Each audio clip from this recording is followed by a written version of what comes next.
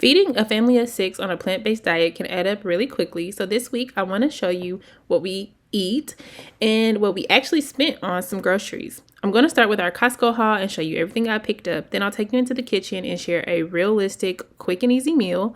And because everyone loves a sweet treat, I'm also going to share an easy, no-bake dessert that's completely dairy-free and gluten-free.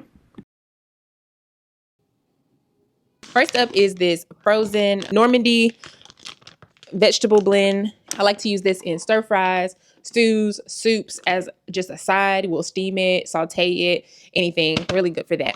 This is new for us. I haven't seen this before, but I thought it was cool to try. It's an organic rice cauliflower and it's frozen. This will be cool to see how we do that. With that, next up is these blueberries. We like to make smoothies. I like it for yogurt bowls. We also use this for our baked breads or muffins. Last up from the frozen section are these sweet cherries. I love these. They're not the most cost friendly, but they are really good. I try to get them maybe twice a year, to be honest, and it lasts for so long. Now we're still into the refrigerated items so that I can put everything up. We found a large version of this at Sprouts or Whole Foods, one of those.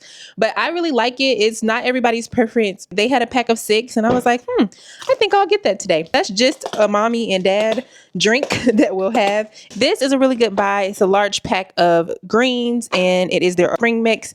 It's typically, I think, $4.39 or $5. I always like to get at least one of these. And I would say this depends. Some weeks we rotate how many salads we're eating. But I would say a week and a half is how long this lasts us. Next up is this almond milk. It's unsweetened. The size of these with what you could the regular price is just a really great deal on these. This is not our typical buy, but we love these, which is guacamole.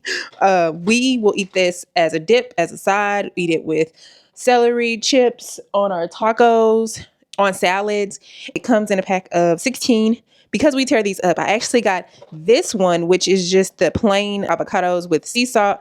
And my plan is to let the kids have these and mom and dad will have these. Got 2 of these Baby Bella mushroom packs. We eat mushrooms on a daily pretty much, whether we blend them up and put them in something or we just directly saute them, or our favorite way is to actually fry these. This pack of green beans, I saw them and I said, you know what? I want to switch up the vegetable that the kids are eating all the time because their favorite is actually broccoli that I also get. These will be the priority to use in ramen, saute as a side, anything like that. And then we'll go to frozen so that we stretch out our Costco hauls. If you're still watching this, thank you so much for watching. If you want more content like this, please like and comment down below that you want to see more of this because this is our daily life. It's really hard to film hauls. I'm realizing the people with the kids who create the videos, it's like a job, an extra job to do it because so many times you're moving it on the go. If y'all like this type of content, please like this, comment down below. And if y'all have things that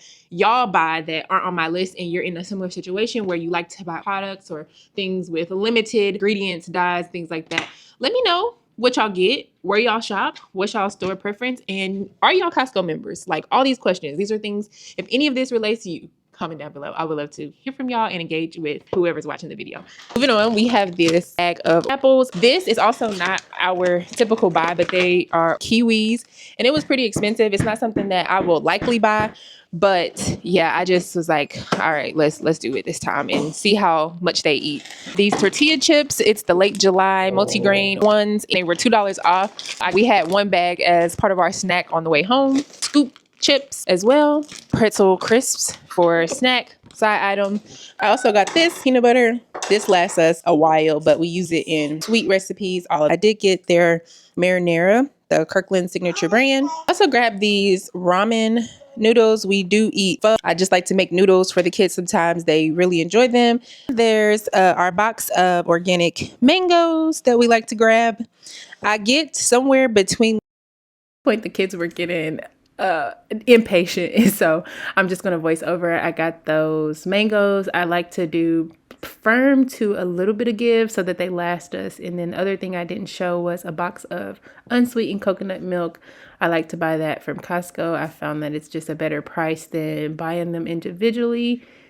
I use the coconut milk for recipes like soups or stews and even baked goods sometimes.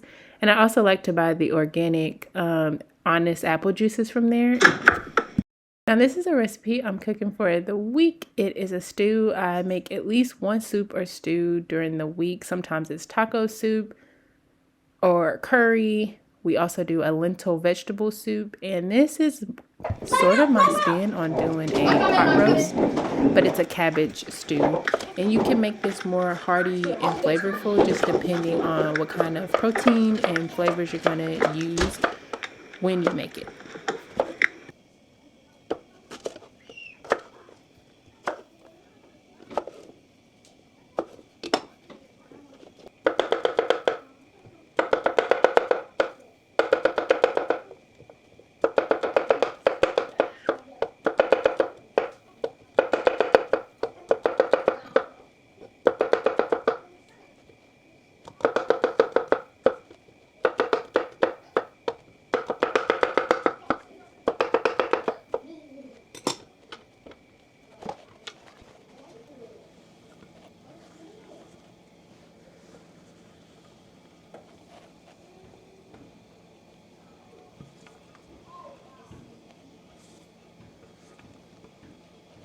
I want to get this recipe simmering, and then before we leave, we have to leave in an hour and a half. And so I want to get it simmering, and then I'm going to turn it down to the lowest setting and put this lid on it. I really prefer this. I was a big crock pot cooker, but I love, love, love this. I really need to order another one because we use it all the time. But I want to share what I'm cooking this week for my plant-based family of 3.5 years now. But there's 6 of us, mom, dad, and 4 kiddos, ages 7 all the way down to 1.5. This is not a recipe that I used. Over time, I've kind of developed our flavor profile that we want to go with. And so I just tried different things, but I pretty much know what seasonings kind of go well together. So I'm just going to share what I cooked in this. First, I just filled this up halfway with water, and then I added in 2 yellow onions, and I'll try to leave that on the screen as you're watching me talk about this. But I put 2 yellow onions in, and then I cut up a whole head of cabbage as well. So there's a cabbage in there, and then I cut up 6 medium-sized carrots and 2 zucchini squash and 2 yellow squash, and mushrooms. And then I also added in this plant-based ground this time that we use sometimes. And it's made with porcini mushrooms, onions, black pepper, and thyme. And so I use this, and I typically like to buy it when it's on sale. They usually run a coupon like $1.50 off because it's normally $8 a pack. And so obviously getting that is not our preferred choice all the time because it's not a lot. But yeah, that's the recipe. And then I added in 1 small pack of mushrooms that I showed y'all. And now the water is a little, the seasonings that I used. I used some salt. I just sprinkled in salt here. And then I also used Mrs. Dash Italian seasoning. And I put in a little bit of garlic powder. And I'm gonna top it off. It's a sweet treat. Before I do that, I wanted to talk about our meat substitutes. We don't always use the Abbott's ground. In place of that, I would either just add more mushrooms, or I also will cook quinoa and add mushroom with that. You want to make the quinoa a little bit drier and firmer, not soft and fluffy. Make sure to use the recipe on the back of the quinoa package that you buy. I always like to go like a little bit less, a 1/4 cup less than what the recipe has, so that it just comes out still cooked but not squishy. That's the trick when you want that kind of meaty texture. That's an alternative. I cook the quinoa, chop up your mushrooms, saute it with some oil, and you can season it with garlic, onion powder, salt, whatever seasonings you want that you would put on your meat. I would put that in the pan with the quinoa and mushrooms and then add that into a recipe or to your spaghetti, whatever dish it is. The other thing that we do is tofu, but we're not really big tofu people because of the soy. This is the brand. And this, again, I usually buy it when it has the coupon. I think they do a $2 off coupon on the Big Mountain brand of that. Now let's get into our sweet treat for the day. I was thinking about making sweet potato pancakes, but I can't tell the kids that. So if I do make that, I'll try to pick up the camera and show y'all what I'm doing there. But for now, let's make these no-bake brownies. Show y'all what I'm using. Peanut butter. I got the Costco Kirkland's brand. I think this is all we need. I really do. So dates, a little bit of vanilla, almond flour. Oh, I know what. Okay, cocoa powder and chocolate, dark chocolate. I got this chocolate here. This much. One.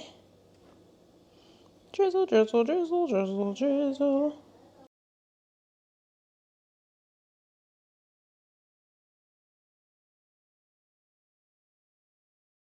As these videos go along, I'm telling y'all, I'm going to get better about putting recipes, but I put about 15 pitted dates in here. And then I add the peanut butter, like 4 tablespoons, 2 tablespoons of the cocoa powder, and add chocolate in, vanilla, and blend it up. I forgot to add in that I put the almond flour in there as well. I do about 1.5 cups for this yield of brownie mix. And then once you have it all, you scoop it out the blender, and I like to put them in these glass containers, flatten it out, and put it in the refrigerator to chill. And it comes out the consistency of like a thick fudge, pretty much. I know it's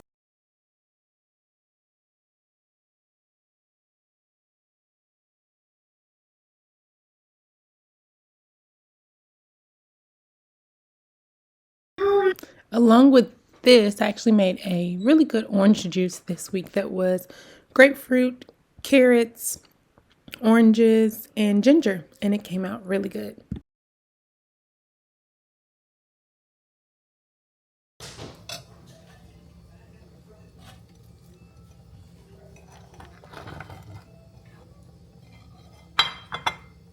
I paired our cabbage stew with some bread that we had left over, and I like to serve in these glass meal prep containers because if you know and you got picky kids, it's easy to just put the lid on these afterwards and serve it for lunch the next day, especially if they don't eat it. But the kids really enjoyed this. I do have 2 very picky eaters, but you know, keep putting it in front of them, let them get exposed to different flavors and textures, and eventually they'll try it or not, and that's okay. But you did your part as the parent.